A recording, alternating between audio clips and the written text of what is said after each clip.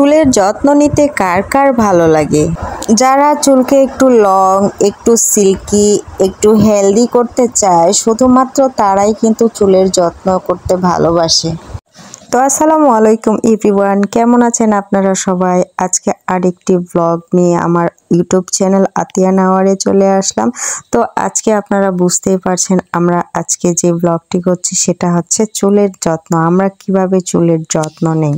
আমি কিন্তু আগের রেগুলার আতিয়ার চুলে প্যাক লাগিয়ে দিতাম, তো এখন একটু ব্যস্ততার কারণে লাগাতে পারিনি। তো ভাবলাম অনেক দিন থেকে তো চুলে প্যাক লাগানো হয়নি, তাই আজকে একটু তোমার মাথায় প্যাক লাগিয়ে দিই। তো এই প্যাকটা তৈরি করার জন্য প্রথমে আমরা চলে আসলাম মেহেদি গাছের মেহেদি পাতা তোলার জন্য।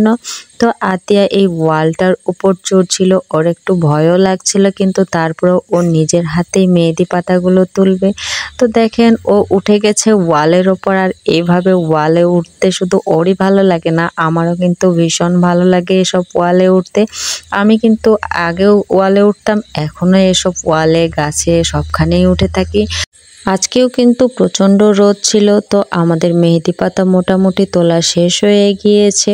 তো মেহেদি গাছটার সাথে আরেকটি পেঁপে গাছ ছিল, তো ওই গাছটিতে দেখছি ছোট্ট একটা পেঁপে পেকে গিয়েছিল। তো আতিয়া বলছে, মা আমি এই পেঁপেটা নিব। পরে তখন ও আবার পেঁপেটাও ছিঁড়ে নিল গাছ থেকে। পরে চলে আসলাম আমাদের বাসার সামনে এসে দেখি একটা মেহেদি গাছের ডাল ও ভেঙে নিয়েছিল। নেওয়ার পরে ওটা নিজের মাথায় গুজে একটু নাচানাচি করছিল। তো নাচানাচি শেষ করে তখন আমরা চলে আসলাম বাসায় আরেকটি জিনিস নিতে, আর সেটা হলো জবা ফুল। এই মেহেদি পাতা, জবা ফুল, এদের কাজ হলো এরা চুলকে সিল্কি করে, চুলকে কালো করে এবং কন্ডিশনারের কাজ করে এবং চুলের গোড়া কিন্তু মজবুত করে। তো এই জন্য আমরা এর সাথে দুটো জবা ফুলও নিয়ে নিয়েছি, আর সাথে নিয়েছি মোস্ট ইম্পর্টেন্ট যেটা হচ্ছে সেটা হলো অ্যালোভেরার পাতা।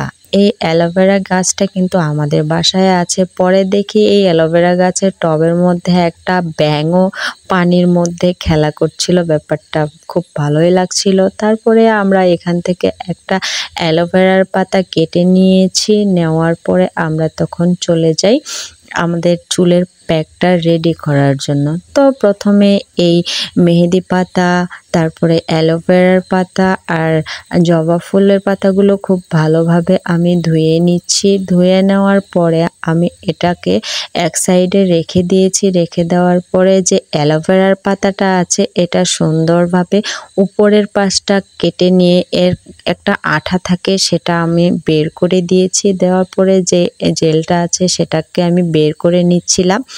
নেওয়ার পরে এই তিনটা জিনিসকে একসঙ্গে করে আমি এখন ব্লেন্ডারে ব্লেন্ড করে নেব। তো ব্লেন্ডারে ব্লেন্ড করার সময় আমি এখানে একটু পানি অ্যাড করে দিয়েছি, যেহেতু এই পেস্টটা একটু পাতলা করব, এই জন্যই চুলে দিতে গেলে পেস্টটা কিন্তু একটু পাতলাই রাখতে হয়।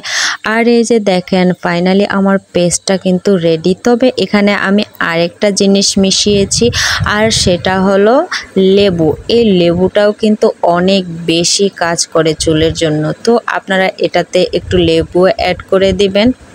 ফাইনালি দেখেন আমাদের পেস্ট কিন্তু রেডি, আর চুলের এই প্যাকটার ঘ্রাণটাও কিন্তু অনেক বেশি সুন্দর আসে। তখন চলে গেলাম আমি আতিয়ার মাথায় এই চুলের প্যাকটা লাগিয়ে দেওয়ার জন্য। তো আমি কিন্তু ওর চুলের গোড়ায় গোড়ায় এই প্যাকটা দিয়ে থাকি। চুলের গোড়ায় দেওয়া কিন্তু বেশি ভালো। আমি চুলের গোড়ায় দেওয়ার সাথে সাথে ওর চুলের আগাগুলোতেও সুন্দর করে ভালোভাবে দিয়ে দিচ্ছিলাম। আর দিতে দিতে আপনারা খেয়াল করবেন যে আমার হাত পুরোই লাল হয়ে গিয়েছিল। আরেকটি মজার ব্যাপার হলো আতিয়া যতগুলো ব্লগ করেছে ওর মুখের মধ্যে একটা করে ললিপপ থাকেই, কেন জানি এটা ইনসিডেন্টলি ঘটে যায়। আমি যখন আতিয়াকে মাথায় দিয়ে দিচ্ছিলাম তখন মেহেদির রসগুলো একটু গড়িয়ে ওর নাক পর্যন্ত এসেছিল, এই জন্য ওর নাক পর্যন্ত লাল হয়ে গিয়েছিল। তো তারপরে 1 ঘন্টা রেখে তারপরে আতিয়ার চুলটা ভালো করে ক্লিন করে দেখেন চলে এসেছে, আর ওর চুলটা কত সিল্কি, শাইনি এবং হেলদি লাগছে। তো বাসায় আপনারাও এটা ট্রাই করবেন। সবাই ভালো থাকবেন আর আমাদের জন্য দোয়া করবেন। আমাদের ব্লগে লাইক এবং সাবস্ক্রাইব করবেন। আল্লাহ হাফেজ।